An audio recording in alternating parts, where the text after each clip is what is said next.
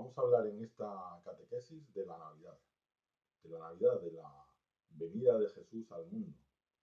Cuando se habla de la Navidad, muchas veces nos referimos, o se refieren los teólogos, o los que hablan sobre este tema, los que predican sobre este tema, a cómo se hace, cómo es eso de que Dios se hace hombre, ¿no? Dios, el Verbo, la segunda persona de la Trinidad, el Hijo eterno del Padre, toma carne humana, se hace hombre.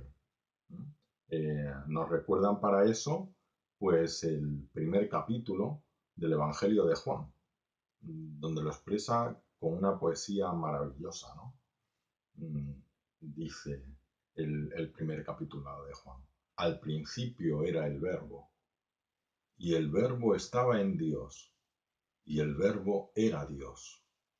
Se refiere a ese Verbo, esa segunda persona, que es Dios, que está en Dios y que es Dios. Dice, Él estaba al principio en Dios, y todas las cosas fueron hechas por Él, y sin Él no se hizo nada de cuanto ha sido hecho. Se refiere aquí, pues eso, a la creación, a que es el creador. ¿Mm? Dios eterno crea, y crea con su palabra. Con su palabra. Dice, hágase la luz. Y la luz se hizo. Cuando dice el Génesis y que Dios crea, pues ¿cómo lo hace? Dice Dios, hágase. Y esa palabra es creadora. Un musulmán contaba su conversión, un musulmán que se convirtió al cristianismo, y decía que empezó su conversión cuando él era un estudioso del Islam, y le preguntó a su maestro, maestro, ¿cómo crea Dios? Porque los musulmanes también creen en que Dios es creador, evidentemente. ¿Cómo crea Dios? Y el maestro le dijo, pues crea con su palabra. Entonces siguió pensando y dijo, bueno, ¿y esa palabra de Dios es creada? ¿Es ya una creación de Dios? ¿O es creadora? Pero cuando su maestro, después de pensárselo mucho, le dijo que era creadora, que esa palabra es creadora, él se dio cuenta que los cristianos no estamos tan equivocados. No estábamos tan equivocados cuando hablamos no de dos ni tres dioses, sino de un solo Dios, que es Padre, Hijo, la Palabra y Espíritu Santo. Tres personas y un solo Dios. Esa segunda persona es la que se hace hombre. Bueno, estábamos con el capítulo primero de Juan, que dice, Él estaba al principio en Dios, y todas las cosas fueron hechas por Él, y sin Él no se hizo nada de cuanto ha sido hecho. Dice más, dice, en Él estaba la vida, y la vida era la luz de los hombres. La luz luce en las tinieblas, pero las tinieblas no la abrazaron. Habla de que Jesús vino a este mundo y las tinieblas, el mal, no lo abrazó. Dice más, dice, vino a los suyos y los suyos no le recibieron. Vino a nosotros, que habíamos sido hechos por Él, los suyos, que Él además se había hecho como nosotros, y los suyos no le recibieron. Pero dice, no todos no le recibieron, algunos sí. Dice, mas a los que lo recibieron les dio poder para ser hijos de Dios, para ser hijos como Él. Él es el Hijo por naturaleza, de la misma naturaleza del Padre, Dios de Dios, luz de luz, Dios verdadero de Dios verdadero, engendrado, no creado, de la misma naturaleza del Padre, y nosotros somos hijos por adopción, hijos en el Hijo, hijos por la gracia, hijos unidos a ese Hijo unigénito del Padre. Bien, eh, se dice todo esto cuando se habla de la Navidad, pero en realidad que Dios se haga hombre, la encarnación, que ese es el primer gran misterio de la vida de Jesús, que es la encarnación, aunque el mayor es la redención, pues ese gran misterio que es la encarnación tiene otro día de celebración que pasa mucho más desapercibido, que es el de la Anunciación. Realmente ahí es cuando se encarna, y esa es la verdadera celebración de la encarnación. Muchas veces, pues En los calendarios viene así, la encarnación del Hijo de Dios. Eh, Porque es cuando el ángel Gabriel le anuncia a María, le anuncia a María que van a hacer el Mesías. María pregunta, ¿cómo será eso? Si no conozco varón, si no tengo relaciones todavía con un hombre, ya estaba desposada ya con José, pero todavía no habían cohabitado. En los matrimonios israelitas, en ese tiempo, había un periodo entre los desposorios y lo que era ya propiamente que la pareja empezara a vivir junta.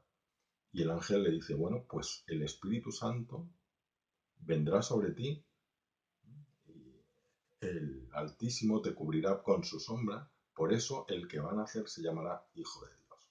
Ese es el momento en que Dios se encarna en las entrañas de María. Entonces, ¿por qué celebramos realmente tanto la Navidad? Pues porque somos personas humanas, y las personas humanas vivimos en un cuerpo, somos cuerpo y alma. Y para nosotros eh, es fundamental ver. Nosotros podemos entender las ideas, pero como somos humanos, lo visible lo necesitamos. Y necesitábamos a Jesús visible. Y Jesús se hace visible en el nacimiento. Hasta ese momento Jesús estaba en las entrañas de María. Nosotros veíamos, las personas de su tiempo, pues verían a María embarazada. José, su prima Isabel, que lo sabían, pues sabían que ahí dentro estaba el Hijo de Dios. Pero todavía no lo veían. Cuando Jesús se manifiesta, cuando Dios se manifiesta a los hombres visiblemente, es cuando nace. Ahí es cuando se manifiesta Él visiblemente. Y eso para nosotros es muy importante, es algo fundamental, ¿no? El ver a Jesús ahí como ese niño, como ese uno de nosotros, que ya le vemos su cara. Eso inaugura de hecho una situación nueva, una situación nueva. De hecho, Dios había prohibido las imágenes. Cuando Dios da su ley al pueblo de Israel, en el libro del Éxodo y del Deuteronomio, del Antiguo Testamento, está Israel que ha salido de Egipto, el pueblo elegido, y Dios le da su ley para guiarle. Una de las cosas que hace es prohibirle la idolatría. Todos los pueblos de alrededor eran idólatras, es decir, se hacían imágenes de animales o del sol, de la luna, de lo que fuera, para adorarlas como si fueran Dios, ¿no? Dios no quiere eso, Dios quiere que Israel sepa quién es verdaderamente Dios, que no es un Dios cosa, que es un Dios persona, que es un Dios que les ha creado y que no habita en ídolos de madera, y entonces les prohíbe hacer imágenes, porque Dios es espíritu, Dios Padre es espíritu, Dios Hijo es espíritu, hasta que se encarna y entonces es también, tiene también un cuerpo y es cuerpo, y el Espíritu Santo es espíritu. Entonces, representar a Dios con una imagen entonces no tenía ningún sentido, porque Dios entonces era solo espíritu, espíritu puro. Cuando nace Jesucristo, eso cambia. Cuando nace Jesucristo, Dios se hace hombre. Y Dios tiene un cuerpo visible, tiene cara, tiene manos, ¿m? Tiene una forma, se le puede representar, se le puede dibujar, se le puede moldear, se puede hacer una estatua suya, se puede hacer una imagen suya, de madera, de lo que sea, para representarle. Como nosotros tenemos fotos de nuestros familiares y sabemos que en la foto no está nuestro familiar, pero le representa y en un momento dado pues lo llevamos en la cartera a nuestra mujer, a nuestro hijo y le podemos dar un beso a la foto. Y no lo hacemos por cariño al papel, lo hacemos por cariño a la persona que está ahí representada, ¿no? Pues con las imágenes pasa lo mismo. Los primeros cristianos, que nadie pondrá en duda su valor y su cristiandad, pues empezaron a hacer imágenes en las catacumbas, a dibujar en las catacumbas. Uno precisamente de los primeros dibujos que hay en las catacumbas es de los tres reyes magos, ¿no? Una, una situación preciosa, ¿m? Que se produce en la infancia de Jesús y es que van a visitarle los tres magos de Oriente, ¿no? Personas que no eran de religión judía y que ven en el espacio, ven una estrella que ellos atribuyen al nacimiento del Mesías. Es decir, aquí se ve algo muy bonito, que es cómo la naturaleza, que en su origen estaba ordenada hacia el hombre y está ordenada hacia Cristo, y en toda su conformación de la naturaleza, digamos que la naturaleza no es un ente muerto, no son cosas eh, completamente muertas, sino que está de alguna forma animada y animada para servir a- al hombre y ordenada a Cristo. Pues eso que se pierde en la caída de Adán y Eva, sin embargo, algo se mantiene y hay todavía semillas de esa verdad, de la verdad del hombre, de la verdad de Cristo en la creación. Y una de ellas, pues es la estrella de Belén. La estrella de Belén que les permite a los magos saber que va a pasar algo importante, que está pasando algo importante, y ponerse en camino e ir a visitar al rey que ha nacido, al gran rey que ha nacido. ¿No? Estos hombres, pues que no eran del pueblo elegido y que precisamente por eso nos representan a todos. Nosotros no somos judíos. Eh, Nosotros no hemos nacido en el pueblo elegido, pero a partir del nacimiento de Jesús ya somos también de ese pueblo llamado a compartir la fe en Jesús. Y ya somos también pueblo elegido.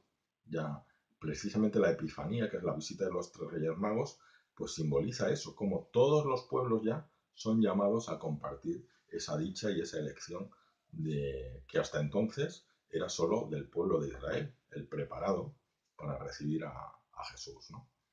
Y eso se ve luego en los primeros cristianos, como empiezan a predicar no ya solo a los israelitas, a los que el propio Jesús predicaba, sino que después ya se abre a los de todo el mundo, ¿no?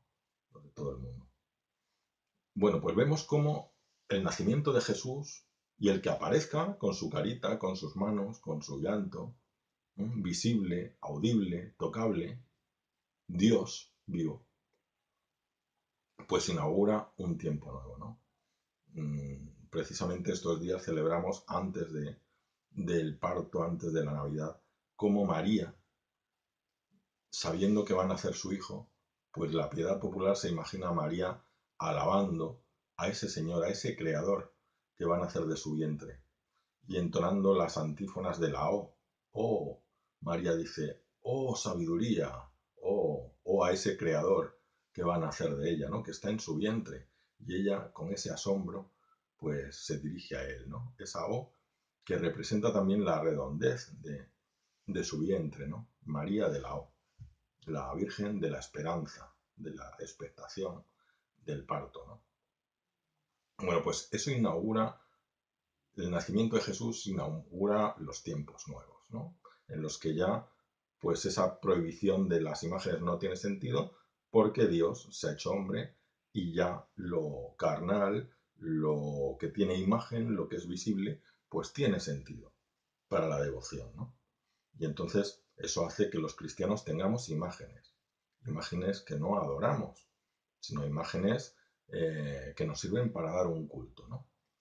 Para dar ese culto al que está representado en la imagen, no a la imagen, al material en sí, evidentemente, ¿no? Aunque a veces pues, se puedan llevar las cosas un poco lejos, ¿no?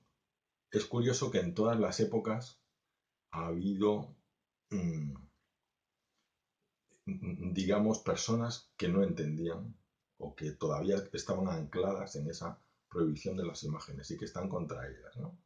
Eso, la primera vez, de las primeras veces que pasó, o la primera vez que pasó de forma muy fuerte, fue con el Islam. Cuando viene el Islam, claro, Mahoma toma cosas de la religión judía, de la cristiana, las entremezcla, le añade de su propia cosecha, y de la religión judía toma la prohibición de las imágenes, que era antigua. Y claro, pues entonces empieza, los musulmanes, si veis, no usan ninguna imagen en sus monumentos, en sus mezquitas, y desde luego prohíben que nadie las tenga. Entonces se cargan todas las imágenes, eh, cuando se extiende el Islam se cargan todas las imágenes de los cristianos. esa actitud que se ha llamado siempre iconoclasta. Icono es imagen, clasta es acabar, romper esas imágenes, ¿no? Pues los musulmanes son iconoclastas. De hecho, los musulmanes allí donde van, pues se cargan todas las estatuas romanas y todos los monumentos, ¿no? Romanos. Por ejemplo, aquí en Cádiz, donde vivimos, pues estaba una de las columnas de Hércules. Las columnas de Hércules señalaban la entrada al Mediterráneo. Había una aquí y otra en África. Y pues había una imagen de un hombre de piedra, así con el estilo de Mercurio, del dios Mercurio, señalando la entrada del estrecho, sobre una gran columna. Los musulmanes, pues cuando llegan, quitan la tierra de abajo, meten troncos, los incendian para derribar, para que al hundirse los troncos se derribe la imagen y que ahí acaban con ella, ¿no? Eso es lo que hicieron en todos los lados, ¿no? Acabar con esas imágenes religiosas o no religiosas. En cambio, los cristianos, pues evidentemente no hicieron esa demolición de imágenes, sí acabaron con los iconos, perdón, con los ídolos. Es decir, las religiones idolátricas de entonces, pues pues tenían esos ídolos a los que las personas hacían muchas veces sacrificios, a veces terribles. Claro, hay ídolos o hay religiones que tienen dioses más parecidos al Dios verdadero, ¿no? Dice el catecismo, o dice la enseñanza católica, que hay semillas del verbo de Dios en todas las religiones. Todas las religiones lo que hacen es buscar a Dios. Y en esa búsqueda, pues se encuentran semillas de verdad que se observan en el hombre, en la naturaleza, en la realidad, en la filosofía. Entonces la incorporan, ¿no? En la moral, la incorporan a su religión. Al mismo tiempo, también muchas de ellas, y algunas en particular, con lo que se encuentran son con elementos del otro lado, elementos diabólicos que también incorporan ese culto religioso. Por ejemplo, los sacrificios humanos.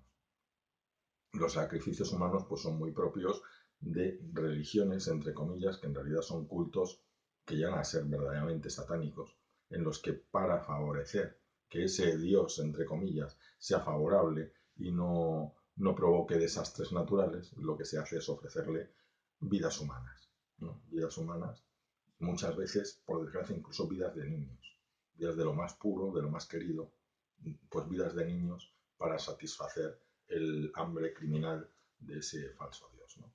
Claro, los cristianos allí donde van acaban con ello. Y eso es lo que dio origen precisamente al árbol de Navidad. El árbol de Navidad se origina cuando San Bonifacio va a predicar a los germanos en el siglo VIII. En el siglo VIII, San Bonifacio va a predicar a un pueblo completamente bárbaro del norte de Europa, que eran los germanos, que tenían varios dioses, entre ellos Thor. Se piensa que un árbol que era un ídolo venerado durante mucho tiempo, probablemente al dios Thor, o quizá algún otro dios, pues era uno de estos ídolos al que se hacían sacrificios humanos. De hecho, debía ser un espectáculo bastante espeluznante. Cuenta la leyenda, que probablemente tiene bastante visos de tener algo de verdad, de que ahí se hacían sacrificios de niños y los niños eran colgados muertos de sus ramas como ofrendas al dios Thor, de forma que la sangre de los niños cayera a tierra y esa fuera la ofrenda, el sacrificio a ese falso dios, a ese ídolo, para ese realmente culto demoníaco que se parece muchísimo a otros cultos demoníacos que había habido en otros pueblos de la antigüedad y que incluso Israel en un momento de apartarse del verdadero Dios tuvo. Y cuenta el Antiguo Testamento cómo en una ocasión en Israel llegó a haber también sacrificios de los niños, cuando se apartan del verdadero Dios. Bueno, pues este árbol terrible que daba un pavor reverencial a todos los de aquella zona. San Bonifacio, cuando vaya por allí predicando el Evangelio, y después de predicar el Evangelio y enterarse de esas cosas que se hacían allí, pues toma una decisión tremenda, que es coger un hacha e irse a derribar él mismo con sus propias manos a hachazos el árbol de Toa. Nos podemos imaginar la situación y cómo esta gente que tenía pavor a ese dios opresor, falso, y que pensaban que si no le ofrecían sacrificios se iba a cargar a su familia, iba a causar desastres naturales y tal, el miedo que tenían, y San Bonifacio derriba esa superstición con un hacha. Y coge y se lía a hachazos y hasta que lo tira al suelo. Y lo sustituye por un pino. Probablemente, bueno, no se sabe si era un roble o qué tipo de árbol era, desde luego un árbol de hoja caduca, cuyas hojas mueren y caen en invierno. Él lo sustituye por un pino que no lo presenta como Dios, pero sí que hace esa sustitución, y en sustitución de esos niños que se ponían ahí colgando, lo que pone son manzanas y regalos. Es decir, manzanas, velas, algo, adornos. En vez de ofrecerle nosotros a Dios las cosas, ahí tenemos un Dios que nos da la vida eterna. Por eso pone un pino, porque el pino es un árbol de hoja perenne, una hoja que no muere. Vamos, que por lo menos el árbol está siempre vivo. Eso da idea de la resurrección, de que nuestra alma es inmortal y que nosotros vamos a resucitar, y sustituye esos sacrificios de que nosotros tengamos que dar a Dios por todo lo contrario. Nosotros tenemos un Dios que nos da a nosotros, que nos da gracias, que nos da regalos, que nos sostiene, que es Él el que nos da regalos a nosotros, más que nosotros darle a Él, ¿no? Y ese es el origen del árbol de Navidad, que a muchos, pues claro, se ve y no, a simple vista no parece que tenga un origen cristiano. Pues sí lo tiene un origen cristiano muy bonito, como es ese en el norte de Europa. Bueno, pues, y luego, pues sabemos todas las tradiciones, ¿no? Los villancicos son una tradición antiquísima, antiquísima. El Belén es una tradición ya no tan antigua, que inventa San Francisco de Asís en el año 1200 y pico, donde pues crea un Belén viviente para enseñárselo al pueblo. Por eso, creo que es muy importante todas estas cosas que son inculturación, es decir, la fe metida en nuestra cultura. La fe metida en nuestra cultura. Esa fe es una pena que en el último siglo muchas de las tradiciones se hayan perdido. Que parece que muchas veces a los padres les haya dado vergüenza transmitirle las cosas a sus hijos, ¿no? Hay muchas cosas que sí se han transmitido, pero hay cosas que es una pena que se hayan perdido, como el bendecir la mesa, como el hacer oraciones por la mañana y al acostarse, el hablar de Dios con los hijos, ¿no? El, por ejemplo, orar por una persona cuando hay un accidente, cosas así, ¿no? Y desde luego estas cosas que son propias de nuestra cultura, como los belenes, el árbol de Navidad, todas esas cosas, pues son una maravilla, y no tenemos que dejarlas de lado ni sustituirlas por cosas paganas, ¿no? Al revés, ¿no? Eso son cosas muy importantes. Decía que los villancicos son también muy antiguos. Voy a leer la letra de un villancico del siglo VI, de Romanos el Meloda. Dice: la Virgen da hoy a luz al Eterno, y la tierra ofrece una gruta al inaccesible. Los ángeles y los pastores le alaban, y los magos avanzan con la estrella, porque tú has nacido para nosotros, niño pequeño, Dios eterno. Fijaos qué maravilla, que es la tradición de los villancicos, ¿no? Y así pues, todas estas tradiciones, ¿no? Que os invito a que sigamos con ellas y a que las celebremos, ¿no? Y bueno, pues ya nada más. Feliz Navidad. Yo me voy a comer un polvorón, que también esto es inculturar la fe. Me lo como a vuestra salud, y os deseo a todos feliz Navidad, que recibamos al niño Jesús y le recibamos también en nuestro corazón. Y pues eso, feliz Navidad, que os traigan muchas cosas los Reyes, que lo paséis muy bien en familia y sabiendo celebramos no solo una fiesta familiar, que ya es muy importante, sino el nacimiento de Jesús, del Hijo de Dios, que vino para salvarnos. Aleluya.